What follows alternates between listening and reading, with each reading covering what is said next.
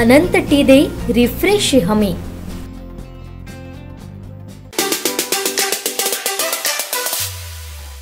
भारतीय जनता पक्षाची ही मुघल नीती ही पुन्हा एकदा अशाच पद्धतीने चालू झालेली आहे। गद्दारांना फोडायचं आणि निष्ठावंतांच्या अंगावर सोडायचं, पण गद्दारांना गाडणारी ताकद आजही मुंबईमध्ये आहे। त्यामुळे रवींद्र वायकर उभं राहू दे तर आणखी कोणी राहू दे, इथे शिवसेना उद्धव बाळासाहेब ठाकरे यांचाच अमोल कीर्तीकर निवडून येणार। त्यामुळे गद्दारांनी अशा पद्धतीने लाचारी करायचं सोडा आणि निदान अस्तित्वासाठी तरी जीवन जगा।